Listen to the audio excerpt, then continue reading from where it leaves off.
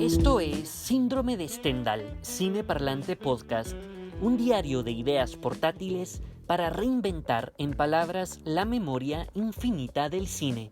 Somos Rodrigo y Joshua y aquí comienza el caos. Rodrigo Ruiz, ¿qué tal? Hoy estamos en Síndrome de Stendhal, pero ya no en el formato de podcast necesariamente, sino también en el de video. Y hoy creo que nos llenamos de alegría porque está con nosotros Luisa Urbina, cineasta que se autodefine cineasta emergente, pero yo la diría simplemente cineasta. Así que Luisa y Rodrigo, bienvenidos a este podcast que es nuestra casa, ¿no? Casa de todos los que les apasiona el cine. ¿Qué tal, Joshua? Y aparte que estamos de fiesta, porque no solo aparte de video y aparte de invitada, también nos están patrocinando un episodio pues presencial, obviamente, ¿verdad? Pero aquí emocionadísimos de tener a la querida invitada de honor. Luisa, ¿cómo estás? Bien, gracias, muchas gracias Joshua y Rodrigo por invitarme a este espacio. Me siento muy feliz de poder ahí compartir con ustedes por pues lo poco que no se ve en cámara, que hemos platicado, pues me he sentido cómoda, entonces es alegre estar acá. Y para nosotros también la alegría es como una pequeña cumbre acá. Y, a ver, sabemos que el tiempo siempre es molesto porque es breve para este tipo de cosas. Así que quisiéramos comenzar de lleno con algunas preguntas en formato entrevista y siempre con el espíritu de jovialidad del cine, ¿no? Porque el cine, como tú lo dijiste detrás de cámaras, es un poco sinónimo de felicidad, ¿no? Que me pareció una definición por demás tuiteable. Entonces, Luisa, tal vez una primera pregunta, que es la pregunta necesaria y obligada. ¿Quién eres? ¿Cómo te autodefines? ¿Y cuál fue el principio de tu relación con el cine? Muy bien. Bueno, creo que decir quién soy es bastante difícil para cualquier persona en cualquier etapa de su vida, ¿verdad? Por el momento, diría que soy pues una mujer guatemalteca joven, que creo que son cosas que me atraviesan, ¿verdad? Puntualmente, que pues lo que busca en realidad con todo lo que hace es como pasar un buen momento en el tiempo que nos toque estar acá, ¿verdad? Uh-huh. Entonces, a través de la expresión, ¿verdad? Y de crear. Yo sí siento mucho como que crear cura muchas cosas y como que también te ayuda a definir tu visión del mundo. Y pues si estás en el mundo tenés que adoptar ciertas posiciones, ¿verdad? Entonces sí diría eso. Soy una persona muy sensible, que me gusta como sentir las cosas, permitirme sentirlas buenas o malas. Uh-huh. Y estar abierta a todo, como aprender mucho, me gusta aprender mucho. Eso diría en un sentido general. También estudio Derecho, ya estoy en mi último año. Tuve la oportunidad de estudiar un diplomado en cine en Casa Comal el año pasado y también pues que ahorita los 2 cortos, únicamente he hecho 2 cortos, se han presentado en la muestra de cine hecho por mujeres y creo que ha sido una experiencia súper bonita que vamos a hablar más adelante. Me hacías otra pregunta que es ¿cómo fue mi acercamiento al cine? Y justamente me parece curioso porque yo entré al cine y como todas las cosas que usualmente hace uno, no se pone a pensar como, estas cosas me llevaron a cierto punto, sino como que sentís que te gusta y te metes. Pero sí, cuando me empezaron a hacer esta pregunta, como que empecé a escarbar ahí, a autoexaminar mi vida y me di cuenta que a mí esta cuestión como del cine, como ese sentimiento de afecto que le tengo al audiovisual en general, tal vez, viene de mi mamá, que ella compró su videocasetera, no sé cómo se llamaban, esas como cámaras de video con VHS y todo, y aún cuando estaba soltera y todo, y después de casarse, a ella le encantaba grabar todo. Y ya más grande, como ya los convertimos a DVD, y como que ahí me pasaba yo viendo todas esas cosas de gente que tal vez ya no estaba en mi vida, que era mi familia o esas cositas y grababa como muchos momentos que a mí me parecía demasiado valioso que ella los hubiera capturado porque nos permitía trasladarnos a algo que de otra forma yo no recordaría. O sea, yo no recordaría aparte que tengo pésima memoria, muchas cosas de mi infancia que me parecen como momentos muy bonitos, ¿verdad? Entonces creo que ahí empieza eso, como mi afecto al audiovisual es eso, como que capturas algo que va a permanecer ahí siempre, ¿verdad? Entonces creo que ahí empezó, de ahí pues realmente a mí me encantaba, siempre me gustaba el arte, pero siempre me fui más por la parte de la escritura, principalmente la narrativa, me gustaba mucho. Y después como en el 2017 tal vez empecé a quitarme ciertos prejuicios ahí de la poesía, porque si era así como que no me gusta, como que todo es romántico y todo no sé qué, y a mí me gusta más como esas cosas así existenciales, ¿sabes? Pero que me atraviesen como persona individual, ¿va? No así tanto algo romántico. Pero después encontré un libro que a mí me encanta, que es A Imagen y Semejanza, de Carmen Lucía Alvarado. Y a mí ese libro me dejó así como que cuando te identificas un montón con algo, ahí sentís, esto es, ¿va? Entonces ahí empecé como a explorar más con la poesía y toda esta cuestión, y me empecé a dejar también sentir un poco más, que creo que por mucho tiempo como que me daba un poco de miedo porque te vulneras, pero al final pues ahí fui. Y justamente en el 2017 también hubo aquí La Seca, no sé si se recuerdan un poco de... El Festival de Cine. Ajá, es como un festival que realmente no se hace desde el 2017. Creo que se hizo un par de veces antes en Guatemala, nunca fui.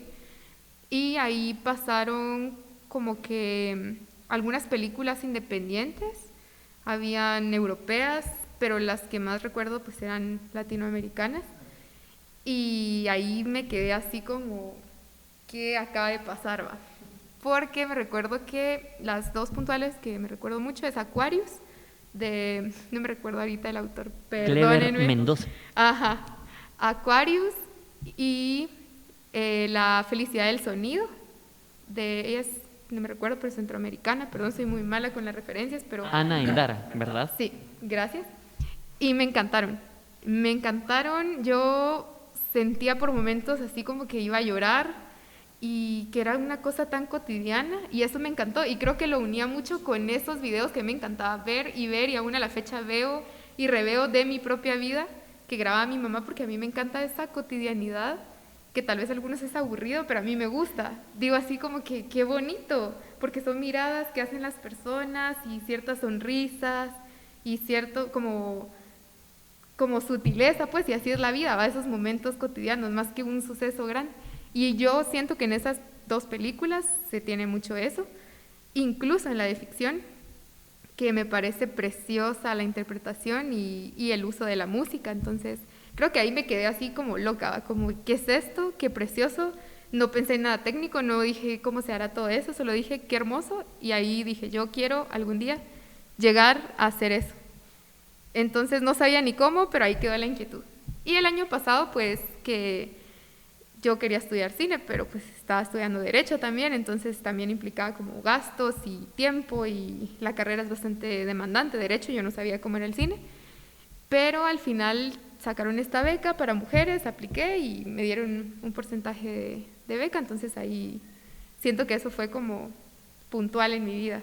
Pero por eso sería mentira, hice la gran historia para contarles que realmente no es como que el año pasado yo dije así como que ay, quiero hacerlo, sino era como, siento que todas las cosas me han llevado hasta ese punto, ¿verdad?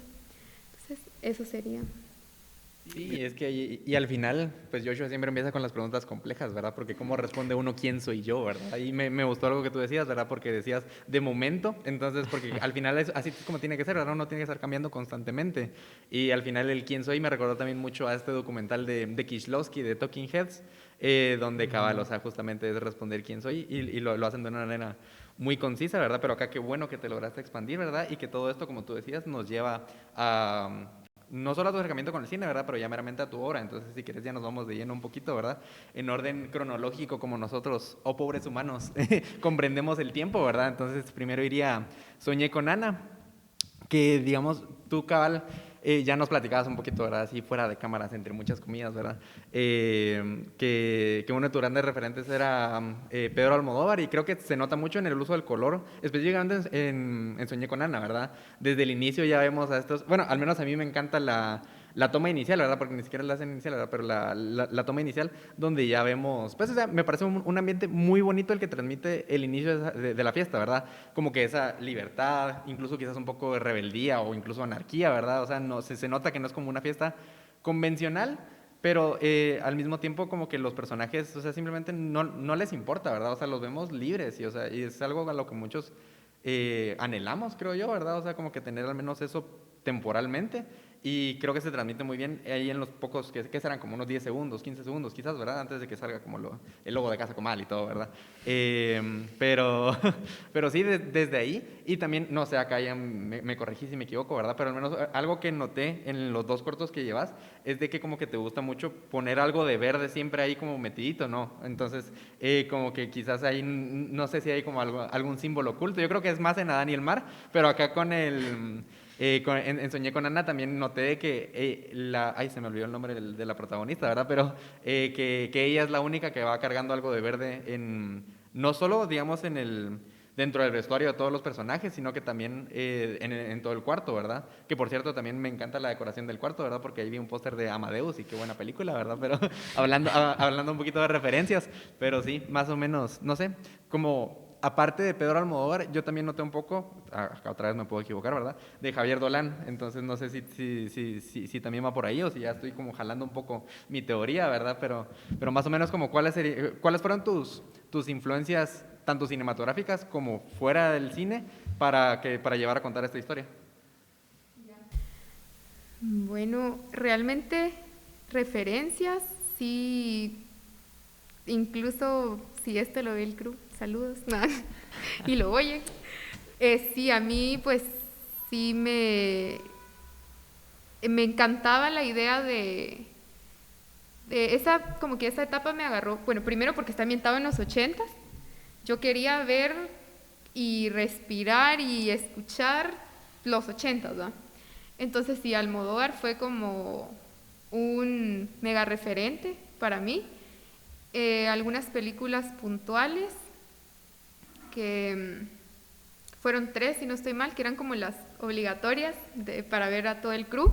También hicimos un poco, bueno, realmente si voy a eso, mi referencia puntual fue él. No tuve de ahí otras más que de interpretación, sí tuve algunas, que principalmente creo que era París, Texas, que me gustaba mucho como esta sutileza en la interpretación. Entonces como que al elenco ese era como que miren, vamos a ver esta película y pues todo el proceso que hago con ellos, ¿verdad? Pero el crew sí era Almodóvar, eran 3 películas puntuales, las vimos y cada quien veía como que su área, ¿verdad? Incluso de sonido, como que ver cómo sonaba cada cosa en los 80s. También hicimos más que todo un trabajo de investigación de cómo era Guatemala en esos años. La ropa, el departamento de arte fue súper divertido eso y complejo también, porque teníamos que pensar en todas esas cosas, ¿verdad? Los colores, los peinados y como recrear, ¿verdad? Fue un trabajo bastante complejo. Lo que decías del verde me parece re curioso, porque el verde es mi color menos favorito. Ya. Y no me había dado cuenta de eso, que como que predomina el verde. Mi color favorito es el rojo. Entonces era como que yo, por ejemplo, Soñé con Ana, si me preguntas, lo siento muy rojo, y a Daniel Mar lo siento muy verde.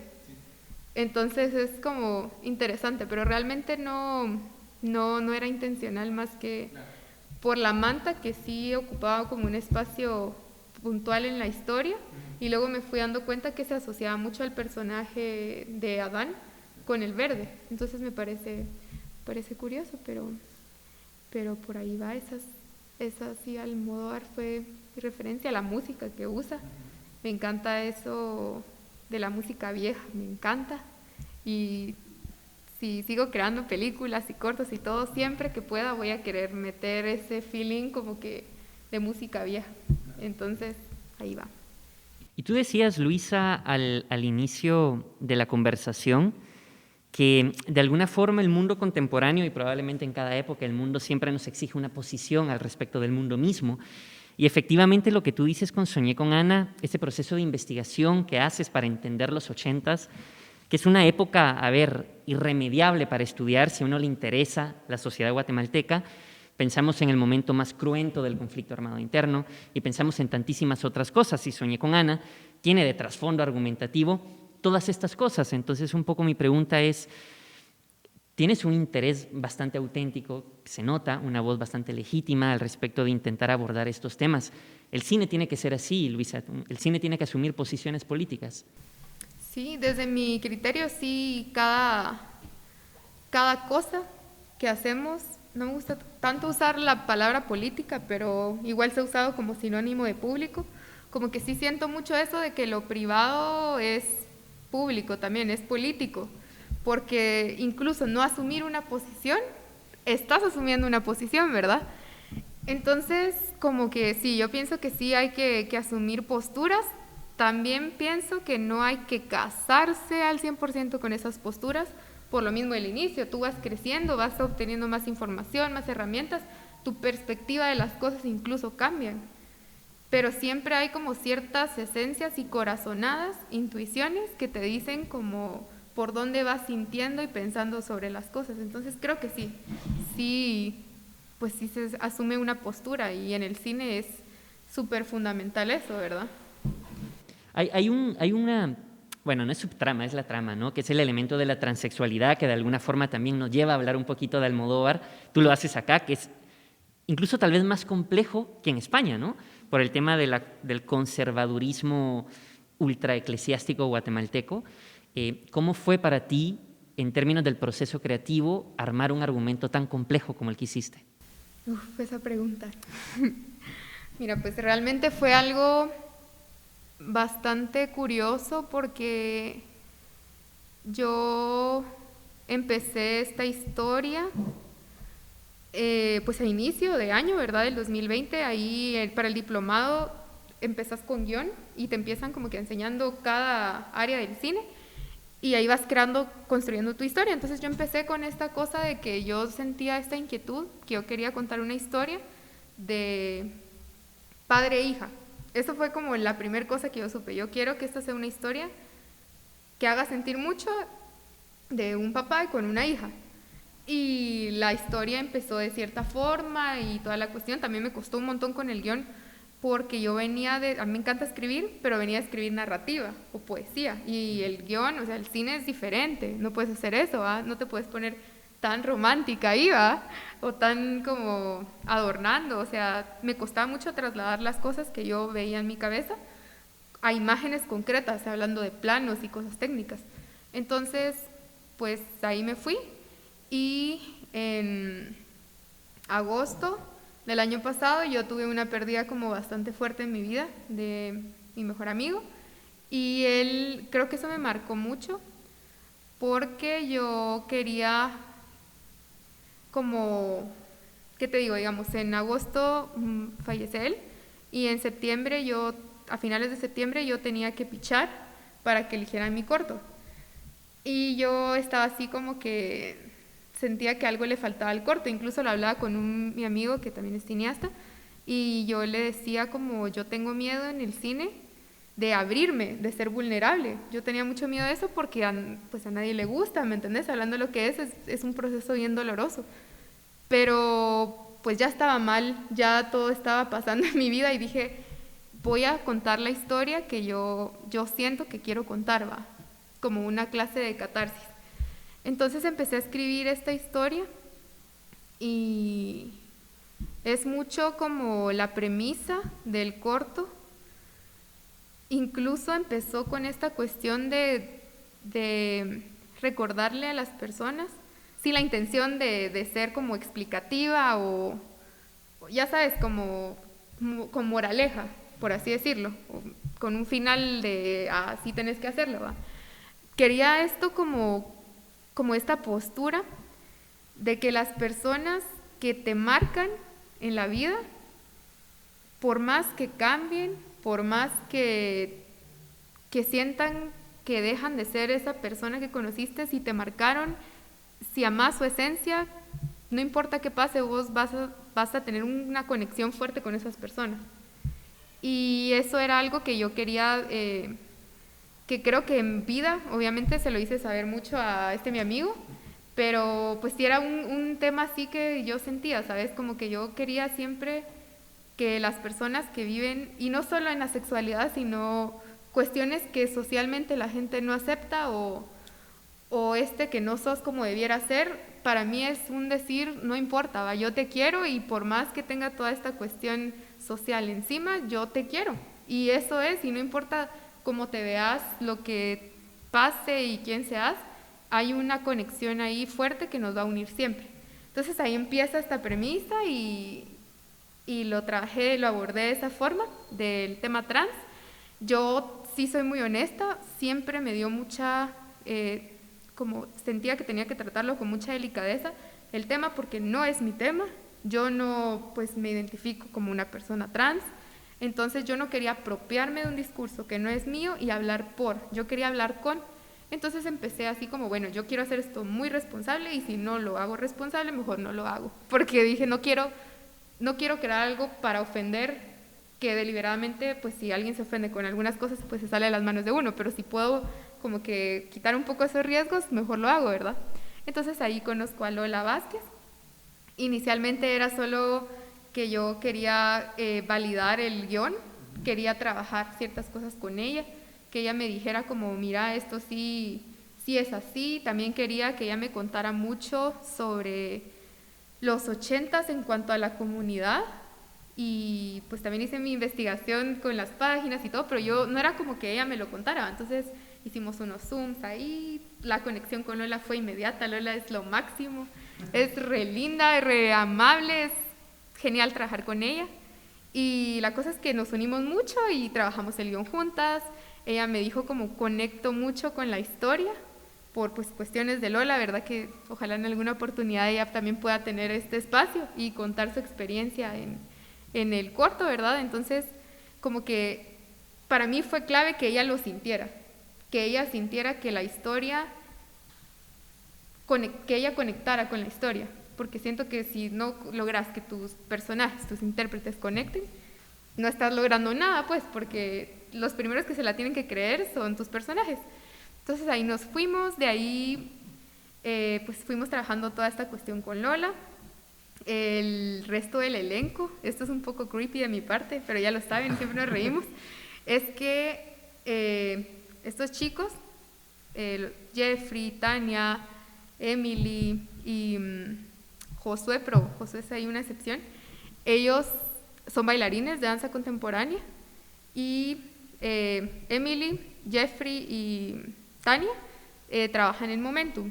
Entonces yo cuando iba a cosas de Momentum, que es una academia de danza, creo yo, de la Landívar, yo quedé fascinada, así como por lo mismo de la música. Yo decía, qué belleza y cómo se mueven, y es que lo disfrutaban y me hacían sentir mucho. Entonces yo siempre los veía, yo así como re fan, y yo los amo, ¿va? Los adoro, yo quiero verlos. Entonces yo escribí esa historia pensando en ellos. Ellos eran esos personajes. Desde el inicio yo escribí el personaje de Jota pensando en Jeffrey, escribí el personaje de Emily pensando en Paula Andrea, sin saber siquiera si me iban a decir que sí o no. Incluso cuando piché, yo agarré sus fotos y yo los ponía así como, miren, estos son mis personajes. Un poquito, ¿va? Las fotos las había tomado mi amigo, entonces dije, bueno, ya me las prestó Luis Pablo, pues ahí va. La cosa es que, bueno, no realmente, solo creo que le dije así como a Luis Pablo, mira, use tus fotos, discúlpame, y él, no hay problema, ¿va? Ya era cómplice. Cabal. Al final él hizo el arte del corto también, entonces él también todo indicaba que él ayudaba en eso.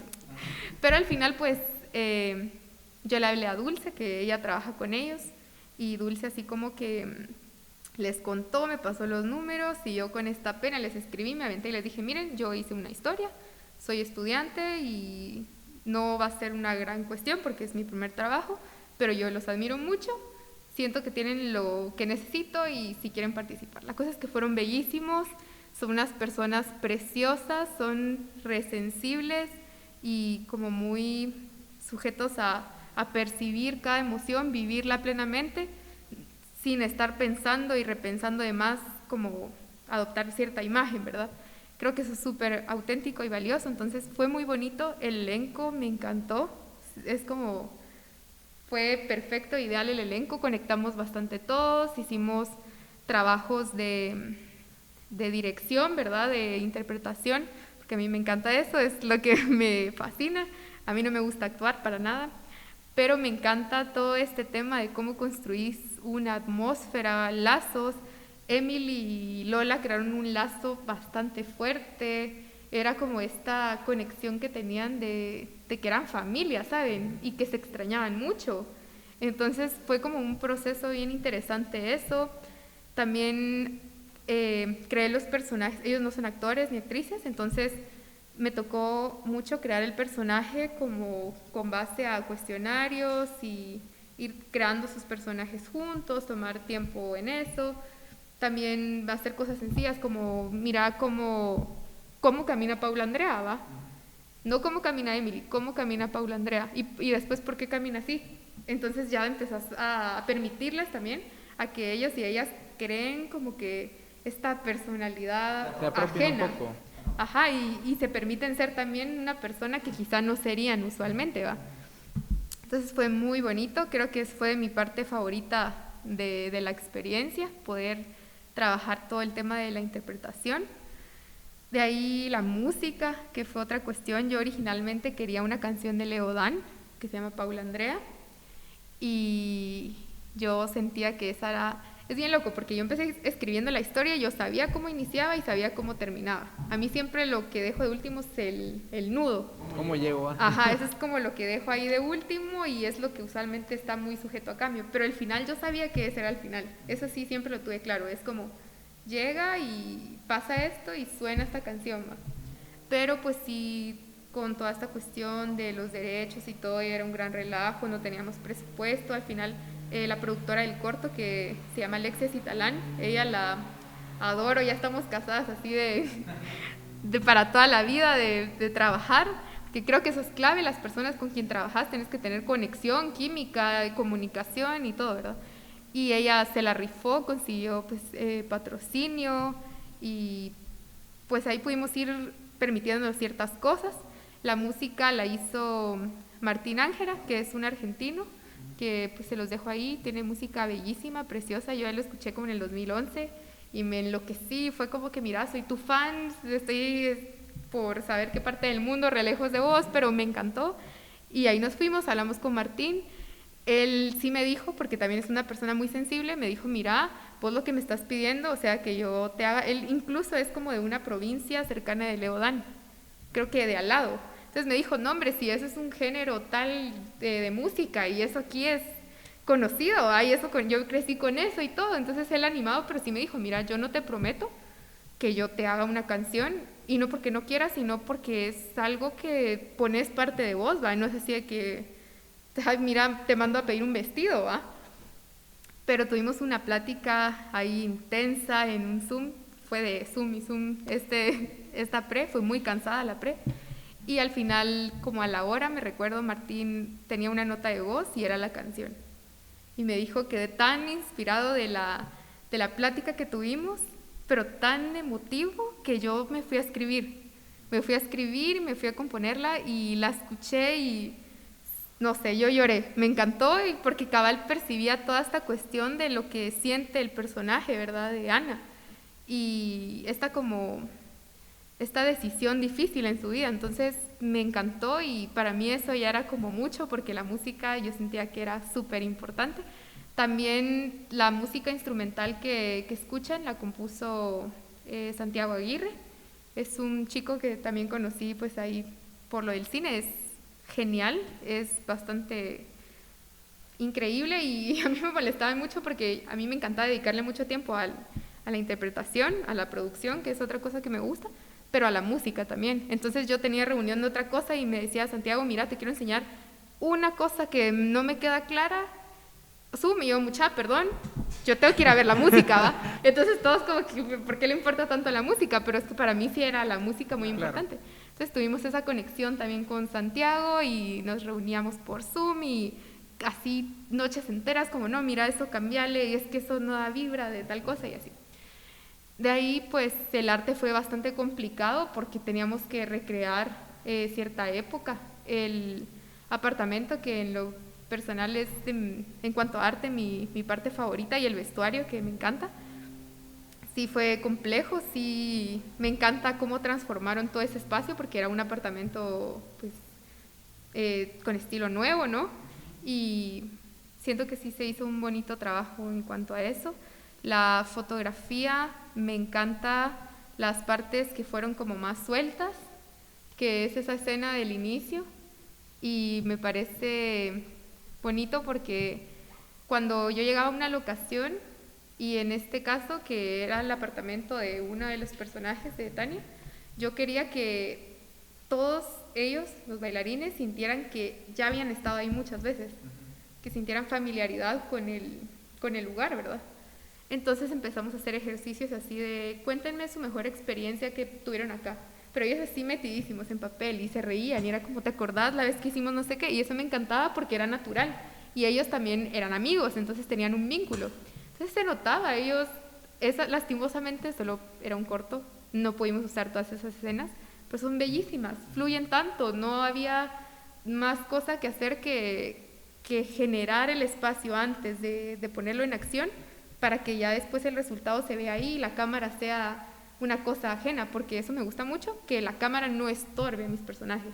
Me gusta que la cámara como que solo esté ahí, pero no me gusta que ellos actúen como con base a la cámara, así como que ay, tengo que estar ahí en la cámara o me voy a salir de cuadro. Incluso en Adán y el Mar nos pasaba mucho que la hablaba con la directora y les voy a contar que era así como, si se te escapa algo, no buscarlo, ya sabes, como, ay, se me escapó, sino en la vida también a veces no miras nada, pues, pero es como la forma en que regresas a encuadrar algo, como bien sutil, ¿verdad? Y creo que Fernanda, principalmente, como que lo logró capturar en ciertas escenas puntuales.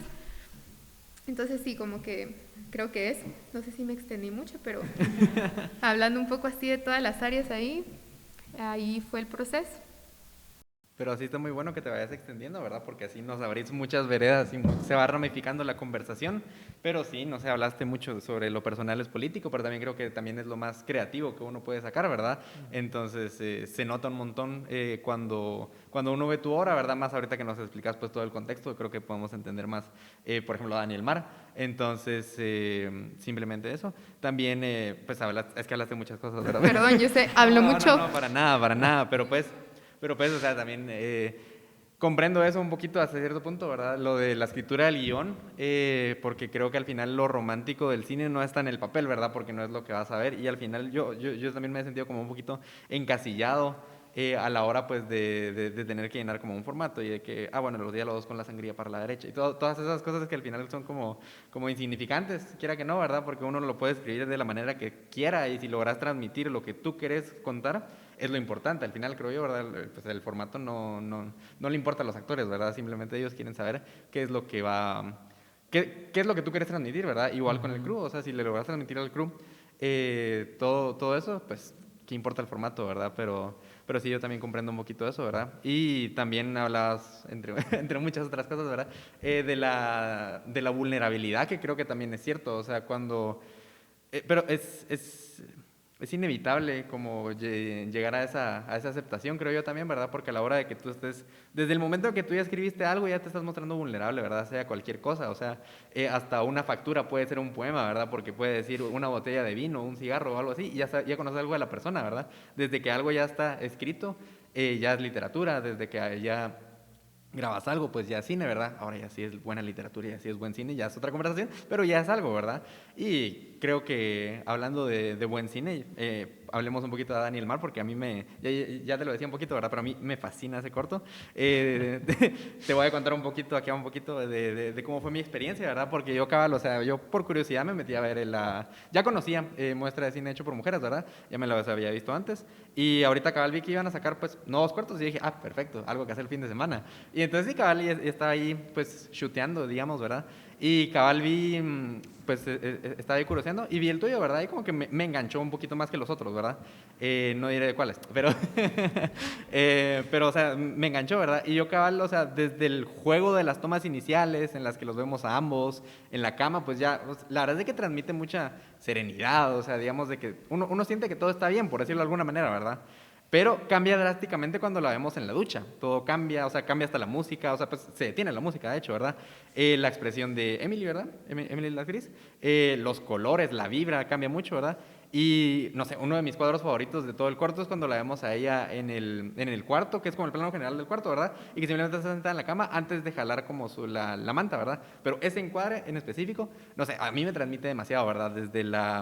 Desde la simetría que maneja, pero vemos como una puerta abierta, entonces sabemos de que es una simetría asimétrica, entonces ya te genera como un poco de conflicto a nivel de composición, pero sabes de que está ahí a propósito, entonces no sé, me transmite mucho, ¿verdad? Pero a propósito del color, de que se hace un juego constante en el color, ¿verdad? Cuando ella está como en los recuerdos, podríamos decir, ¿verdad? Y cuando el presente, entre comillas también, ¿verdad? Pero... O sea, a mí me parece, ese juego me parece a mí muy acertadísimo, porque el cambio es sutil, pero transmite tanto, o sea, pues logra llevar el hilo conductor de la trama muy bien, ¿verdad? Y no sé, o sea, cayó otra vez con las referencias locas, ¿verdad? Pero, por ejemplo, a mí la parte de los recuerdos, específicamente la parte de cuando están en el cuarto, ¿verdad? Y en la cama, me recuerda mucho a la película de Spike Jonze de Her, así como esos tonos un poquito más pastel, más vivos, ¿verdad? Y después nos pasamos a una insipidez cromática muy Inside Llewyn Davis, ¿verdad? O sea, ya muy de los hermanos Coen, donde de hecho, o sea, hasta la expresión de Emily me recuerda mucho al personaje de Oscar Isaac en la película, ¿verdad? Pero siguiendo un poquito ahí con... Yo también me voy a extender.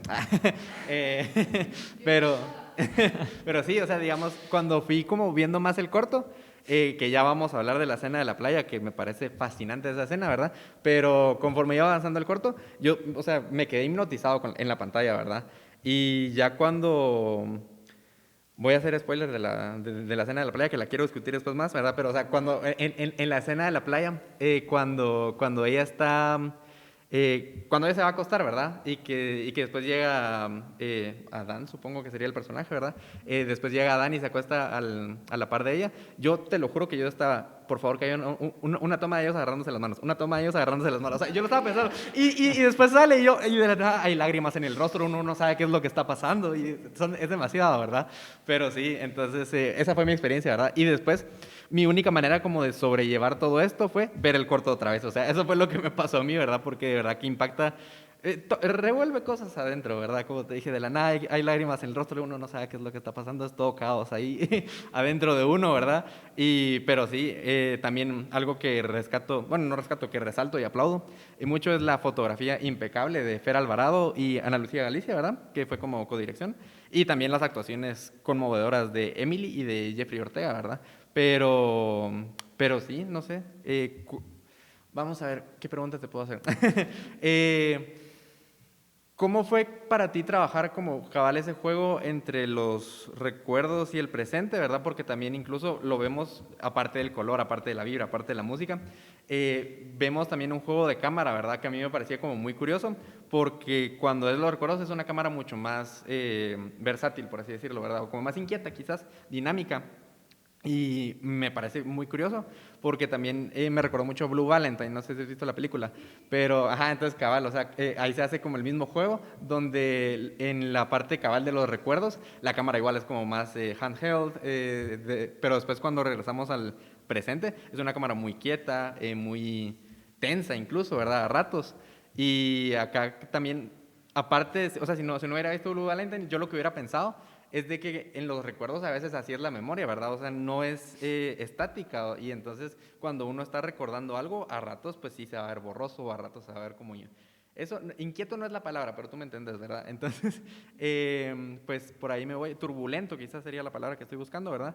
Y sí, o sea, creo que la memoria juega un papel muy importante dentro del cortometraje, pero sí, ¿cómo fue para ti trabajar como ese juego entre las líneas temporales?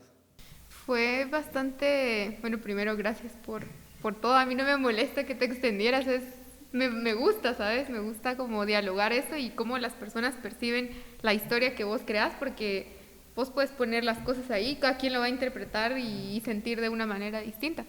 Bueno, realmente fue bastante curiosa, diría, la manera en que manejamos esto, porque hicimos este como plan de rodaje, que queríamos primero rodar, fueron 2 días de rodaje, y queríamos el primer día empezar con las escenas de los flashbacks. Y esto también era un poco intencional en cuanto a la emoción que yo necesitaba de mis personajes. Entonces, pues empezamos con las escenas de los flashbacks. La primera que rodamos es, creo que, de mis escenas preferidas y es así preciosa. Bueno, primero realmente decirte que los flashbacks son flashbacks míos, son cosas que yo viví y fue bastante loco como ver eso de fuera, y sí es muy igual. Y eso es lo que a todas las personas pues, que me conocen, que son mis amigos, que también eran amigos del personaje que está inspirado a Dan, se quedan helados, porque es como, ¿qué onda, va? Y fue mucho esto también de que Emily y Jeffrey son muy amigos y tienen esta conexión que, o sea, yo los veía y como que yo decía, ellos tienen que ser, primero porque ya trabajé con ellos, son excelentes personas para trabajar, dije, ellos tienen esa conexión que no puedes crear, o sea, no podía crearla en un mes y ya lo tienen, ¿va? Entonces, era como bien difícil en la parte emocional porque tenés que ser bastante profesional, pero tampoco sabes cómo te vas a sentir, ¿va? Porque yo escribiéndolo me sentía de una forma y al hacerlo también no sabía qué iba a pasar en mi interior, ¿va? Pero siempre tenía que mantener como el enfoque, ¿verdad? Entonces empezamos con la escena de la terraza con la manta verde, que a mí me encanta. Me recuerdo que fue cuando ya terminamos rodaje y toda la onda, fue la primera escena que vimos así random, 6 minutos de eso y todos callados, todos así de ¿qué vimos, va? Porque sí nos encantaba, nos encanta como la emoción y tiene mucho eso de los detalles, y yo quería como que los recuerdos fueran de mucho tacto, que si tú ves las manos y que si tú ves la manta y cómo vuela, es como, yo por lo menos mi forma de recordar son cosas así, ¿sabes? Como cómo se sentía cuando esa persona hacía esto, cómo se sentía pasar mi mano en la cara de la persona. Yo quería mucho esta cuestión sensitiva, más que estética de un bonito cuadro, ¿verdad? Y al final creo que también esa naturalidad, esa turbulencia que decís, le da como más emoción. Entonces sí, grabamos esa escena y es curioso porque en esa escena no sale Emily, pero yo sentía que como era la primera, era bien temprano, fue súper temprano que rodamos esa, como que Jeffrey estaba algo así, hacía, ¿verdad? Empezaba, pero yo sentía como no, aquí falta algo, falta como conexión. Entonces llamamos a Emily, ¿va? Y yo también quería que los personajes jugaran con las mantas, ¿va? Pero yo en mi idea, yo decía, bueno, les voy a dar las mantas, tienen que jugar con las mantas. Que jueguen. Sí, y ellos así como, Luisa, solo hay una cuestión, ¿va? ¿Cómo se juega con las mantas, ¿va? O sea, no es como que me digas, se sientan, se bañan, caminan, o sea, eso no es como que ahí yo juego con las mantas con Emily, ¿va? No me lo dijeron directamente, pero como que lo percibís, porque te están dando algo y a vos no te gusta, entonces decís, ¿qué pasa aquí? Entonces dije, no, obviamente si nunca han jugado con las mantas, si no lo ensayamos porque no teníamos mucho tiempo y quería así, dije, no, bueno, entonces van a jugar con las mantas, ¿verdad? Emily, toma tu manta, y Jeffrey, toma tu manta y sean ustedes, ¿verdad? Y jueguen y todo. También a veces me pasa, y en este corto lo vi, que el sonido ahí me quiere matar un poco a veces, porque voy viendo algo y en eso les voy diciendo como, voy apreciando a la escena, ¿sí?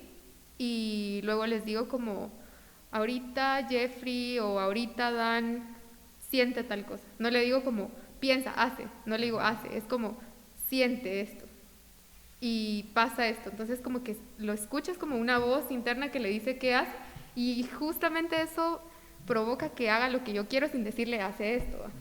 Entonces me encantó esa escena porque él auténticamente se siente así como que está con alguien, ¿va?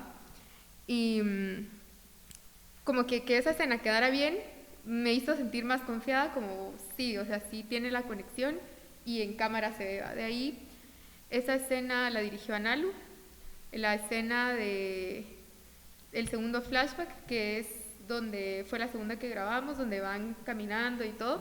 Originalmente no tenía que salir Emily, esa escena no estaba en el guión técnico, era únicamente donde Adán está jugando con las hojas.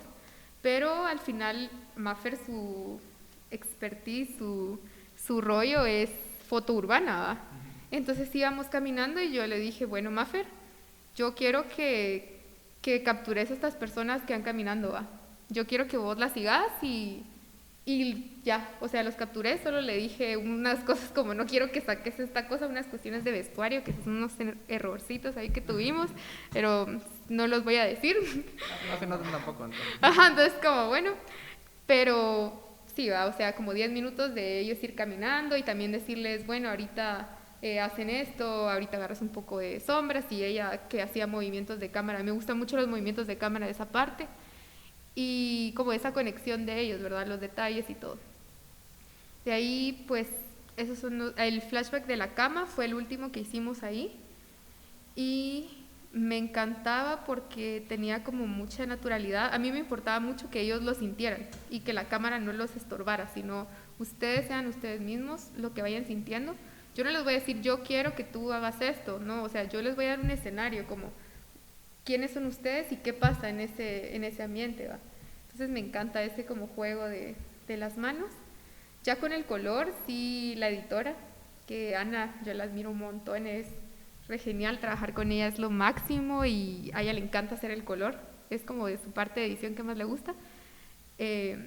Entendió muy bien como esa emoción de cómo se quería, como que el sentimiento del color de esas escenas y cómo se quería sentir lo otro, ¿verdad? Creo que algo bastante fundamental en general fue que todo el crew sintió la historia y creo que eso es muy difícil lograrlo, hablando de lo que es, o sea, tú sabes que si alguien del crew no lo siente, se nota, se ve y es bien difícil porque todo el mundo jala para un lado y una persona está así como que no, mira, yo no cacho, no conecto con la historia. Entonces acá era bien interesante porque todos los departamentos hablaban el mismo lenguaje y era así como que mira, yo voy a hacer esta escena, incluso desde edición con foto congeniaban obviamente conmigo también va queremos detalles, queremos que la cámara se sienta más hacia el movimiento, queremos que estas escenas sean más rígidas y creo que al final eso hizo que fuera un trabajo bastante sencillo, a pesar que era menos tiempo, fue más práctico llevarlo a cabo. Y sí, entonces básicamente para ya aterrizar, pues fue primero grabar todas las escenas felices y luego cuando la primera escena que grabamos del presente, por así decirlo, fue de Emily bañándose. Entonces yo dije, bueno, ahorita Jeffrey se va, yo no lo quiero en set. Jeffrey, tenés tu momento libre, puedes ir, creo que se fue a su casa un rato. Le dije, bye. O sea, ahorita Emily, ya Jeffrey, nunca está en tu vida, ¿va? Entonces empezamos grabando esta escena, fue fuertísima. Hay unos planos que no usamos, pero eran así como que, o sea, fue duro grabarlo y Emily sentía realmente la historia. Creo que desde el inicio al fin ella sintió la historia, ella lloraba la historia, ¿va? Entonces empezamos con esa y el agua también siento que conecta mucho, te deja salir esa parte, como cuando lloras por una cosa, pero sabes que estás llorando por todo, ¿sabes? Entonces siento que eso le ayudó y después ella pues ya en el cuarto ya hicimos esta escena y de ahí nos fuimos a la playa y pues ya ahí en la playa ya es otro tema. El segundo día ya rodamos lo del velorio, lo del bus y creo que solo, realmente fueron las únicas escenas del domingo. Digamos, pues es que la escena de la playa es el boom de todo esto que venimos hablando, creo yo, ¿verdad? Porque acá es todo lo que se vino construyendo sirve para que logremos aterrizar en ese momento, creo yo, ¿verdad? Y no sé, o sea, la escena de la playa, para empezar me encanta la composición de cada cuadro, ¿verdad? Me gusta mucho cómo se maneja el ritmo visual de toda la escena y me fascina cómo es una escena capaz de hacerte llorar de una manera tan bella, pues.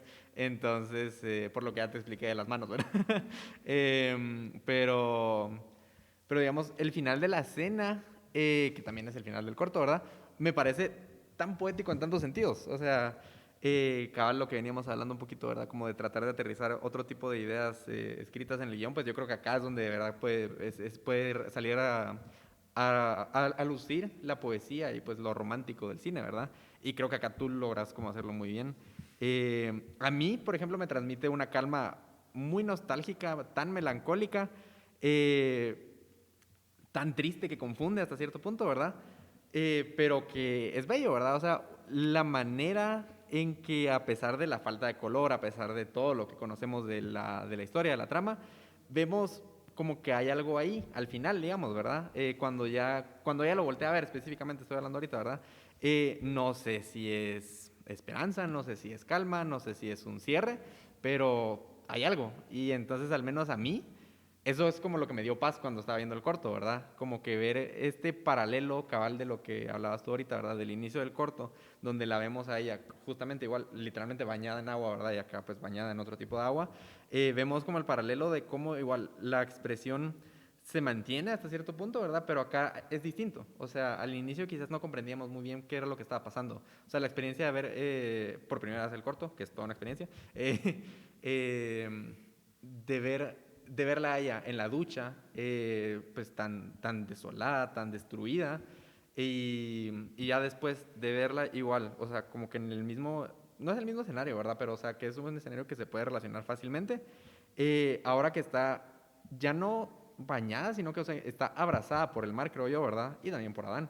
Pero pues, o sea, simplemente mis aplausos de esa escena, ¿verdad? Porque me parece genial.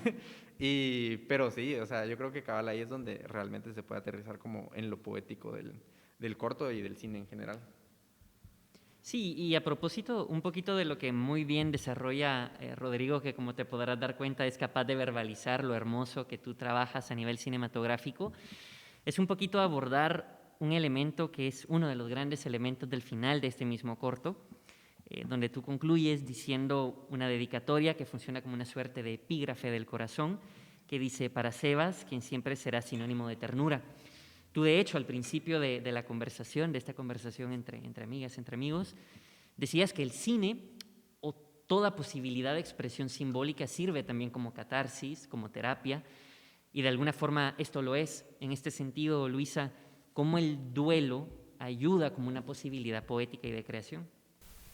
Ya, bueno, justamente creo que el duelo, creo que aún estoy viviendo un duelo y realmente no sé cómo se va a llevar, ¿verdad? Cada mes es diferente. Creo que siempre lo digo a las personas cercanas, que yo el 30 de diciembre tuve como un sueño bastante puntual con Sebas, que es mi amigo, ¿verdad? Y fue, sí soy muy honesta, yo antes de eso no sentía mucha paz ni calma, yo la pasaba mal todos los días, bastante mal, pero tuve este sueño que era justamente lo que yo necesitaba como hablar con él y decirnos unas cosas ahí, y quería como sentir esa calma, porque pues el duelo a veces es muy angustiante, porque no sentís paz, o sea, estás así como que algo te persigue, un peso, una cosa de que ya no sentí sentido en muchas cosas. Pero ese día esa noche tuve este sueño y luego, sin pensarlo tanto, como que me empecé a sentir mejor. Y pues el corto está hecho en el marco de un laboratorio de cine hecho por mujeres, que también es de la muestra, y yo tenía que entregar un producto, o sea, había quedado, entonces tenía que crear una historia. Y toda esta semana pues tuvimos un proceso muy interior, cada una de las que participamos, y ver qué historia queríamos contar. Yo al inicio yo decía, bueno, ¿qué historia quiero contar? Tengo como varias ideas ahí, algunos proyectos, pero yo decía como que yo seguía pensando mucho en ese sueño puntualmente, ya no pensaba tanto en lo triste, ¿sabes? Y creo que eso fue algo que marcó una diferencia. Entonces yo decía como, bueno, yo quiero hacer algo sobre Sebas para las personas que amaron a Sebas, porque él era una persona genial, era así, si lo conocías era como, wow, o sea, es como una persona magnética, ¿sabes? Entonces yo decía, yo quiero que eso se sienta, ¿va? Y también porque era un tema que yo tenía constante, o sea, yo hubiera hecho otra historia y yo siempre iba a volver a lo mismo y a lo mismo, porque como que tenés algo así en el cine, es así, mientras no calmes un poco eso, como que te persigue y te persigue. Ajá, entonces dije, bueno, empecé a escribir el guión, tenía un final distinto, pero había algo en mí que me decía, ese no es el final. Y tú sabes que ese no es el final. O sea, estás dando ese final porque a vos te duele el final, ¿va? O no es que te duela, pero es muy tuyo. Y vos no lo vas a compartir porque es tuyo, ¿va? Entonces estuve toda la semana ahí, que no sé qué, y yo como que, no va, ese no es mi final. Entonces ahí cambié el final, era este, y a la primera que se lo enseñé fue a mi hermana, que ella hizo la dirección de arte, y ella fue leyendo el guión, y cuando llegamos a ese final, llorando las dos, y ya como no puedo con ese final, no quiero leerlo nunca más, o sea, no sé, creo que todos vamos a llorar haciendo ese final, porque en guión incluso no tiene nada poético, pero es muy puntual, o sea, aquí pasa esto, se agarran las manos, y ella lo ve, pero es como esa mirada de lo que tú decís, ¿va? Yo no quería que el final fuera algo triste, ¿sabes? Yo no quería que fuera como, yo quería darle paz a mi personaje, eso es, yo quería darle paz a personaje, porque, primero porque era para alguien, como tú decís, y yo sentía que para mí Sebas era más toda la vibra que se ve en el personaje de Jeffrey, como esa emoción, esa como cosa feliz de estar vivo, ¿sabes? Entonces yo no quería que fuera una escena, que fuera un corto donde vieras al personaje todo el tiempo llorando, porque quizás sí es así el duelo, pero también tenés momentos bien distintos en el duelo.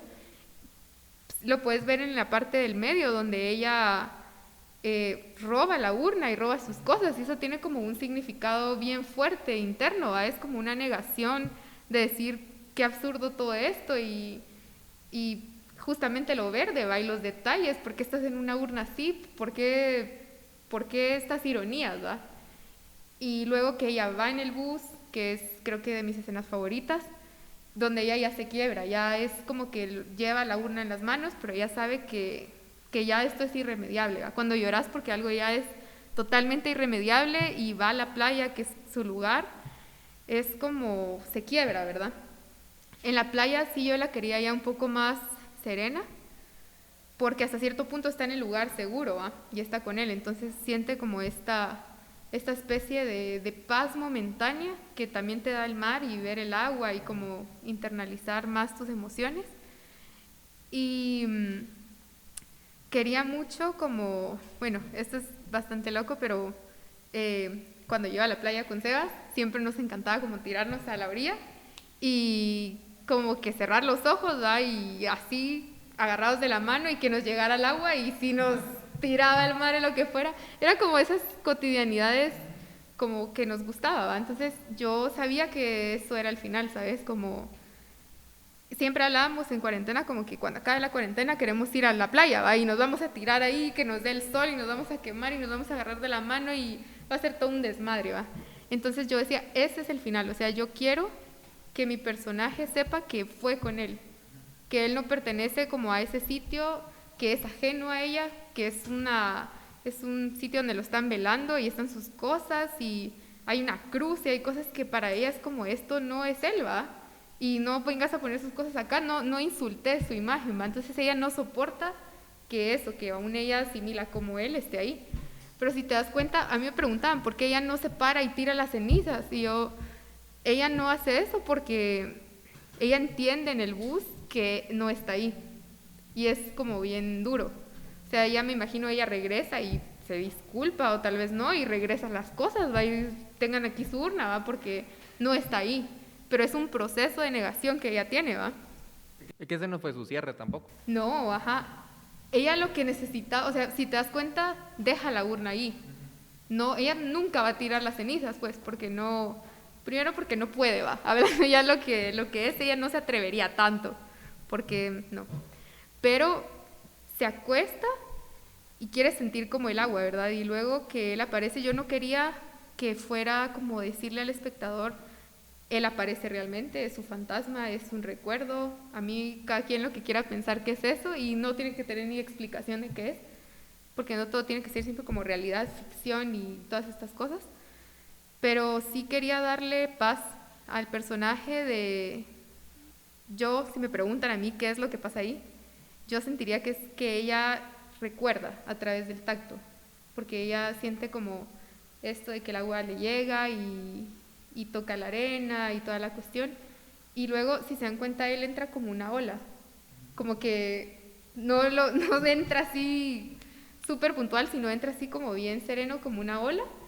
Ella no abre los ojos ahí, ella no es como que te veo, porque sigue sintiendo, ¿sabes? Sigue como construyendo esta imagen de cómo se siente esto, ¿va?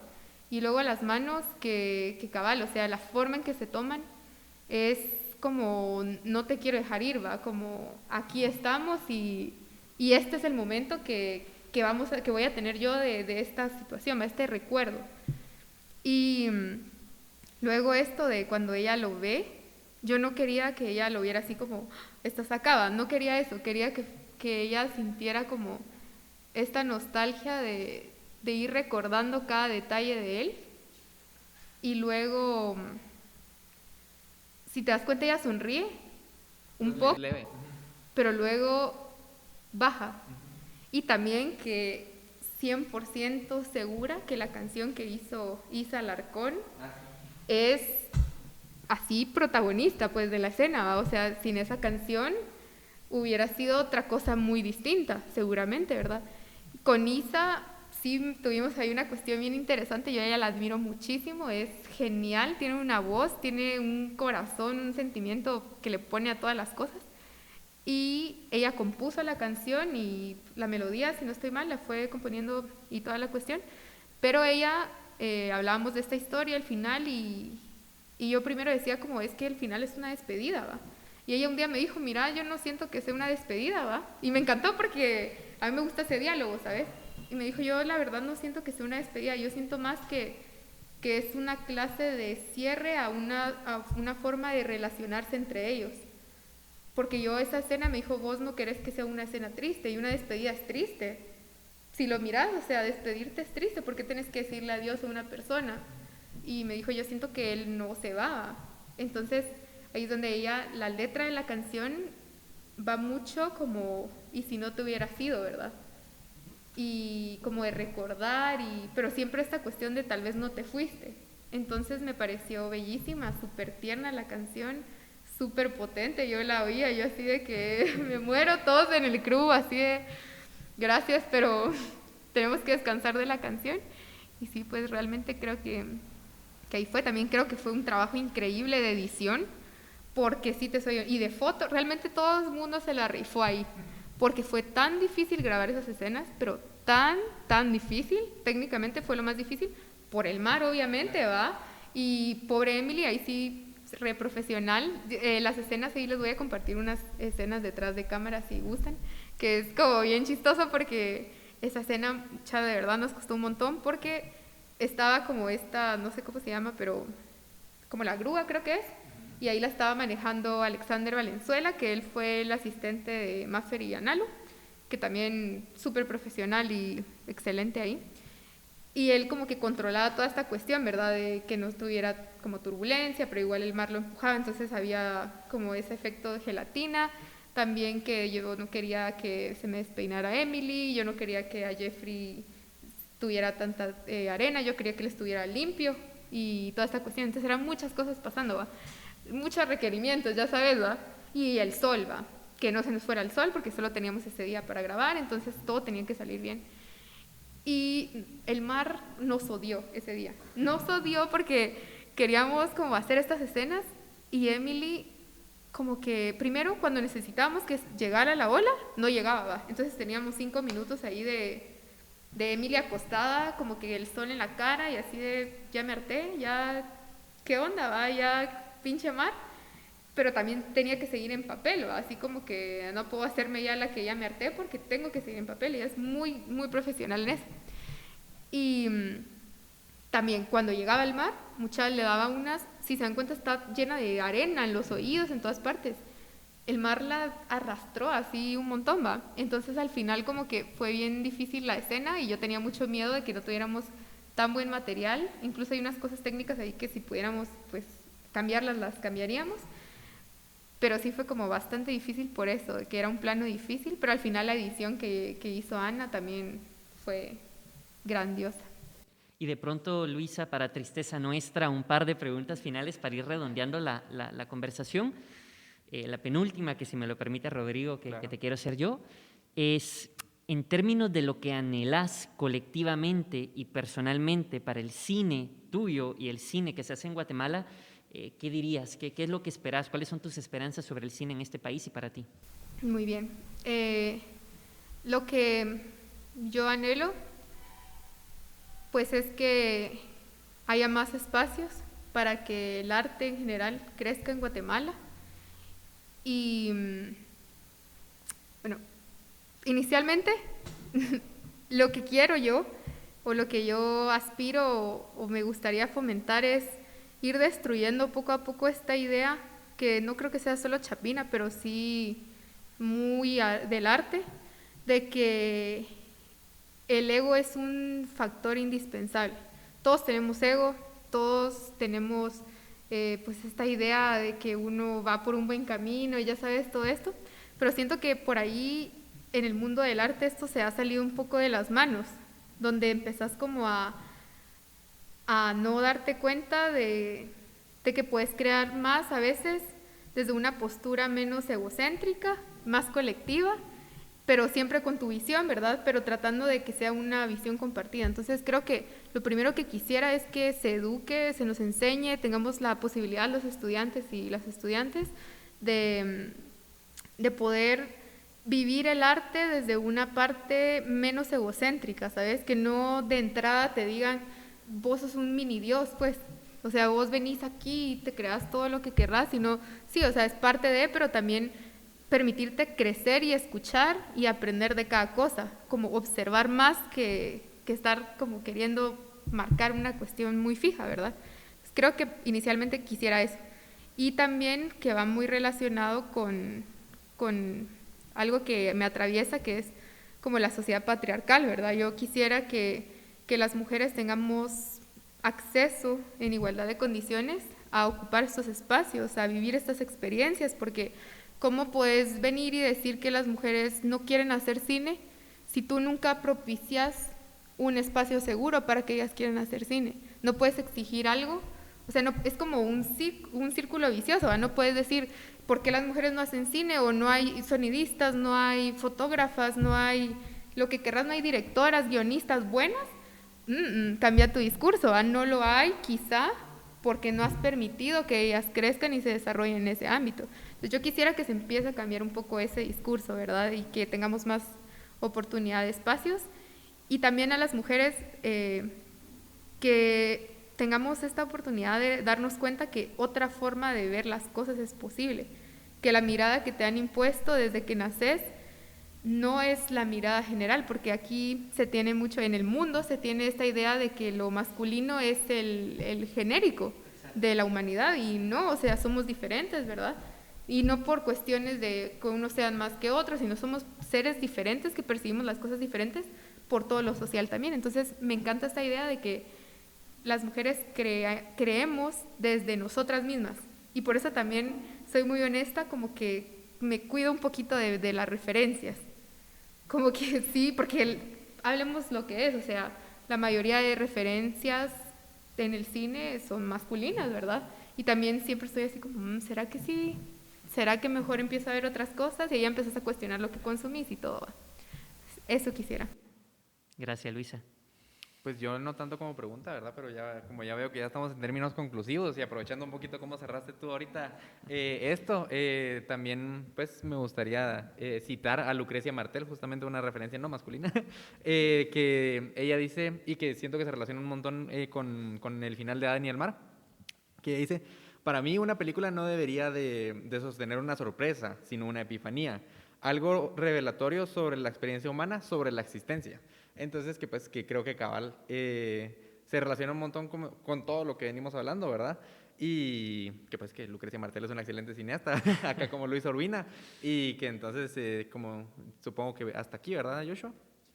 Sí, yo creo que no tenemos nada más que agradecerte muchísimo, no solo la disponibilidad, sino también, Luisa, la apertura de alguna forma ser tan pedagógica también con nosotros, sí, y de abrirte casi testimonialmente, contándonos detalles que de pronto cuando nosotros te investigamos no encontrábamos que las dijeras, a nosotros nos has dado esta generosidad, así que gracias por ti, por tu cine, y ojalá que haya mucho futuro para las historias que tú quieres contar. Gracias, qué lindo todo lo que dicen. Bueno, sí, gracias por este espacio y también les deseo lo mejor, ¿verdad? Que sigan fomentando este podcast y también a los estudiantes de cine que están ahí detrás de cámara, que se la están rifando. Pero sí, o sea, muchas gracias por el espacio.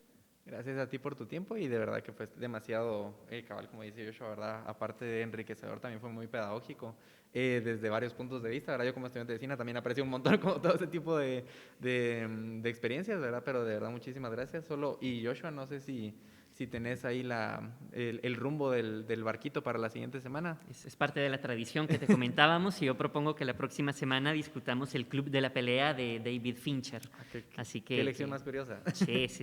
Así que nada, eso fue Síndrome de Stendhal Podcast y a todos los que han estado aquí escuchándonos y viéndonos, gracias y también gracias a todos estos ángeles y pequeños dioses que están detrás de las cámaras, que son estos jóvenes futuro del cine.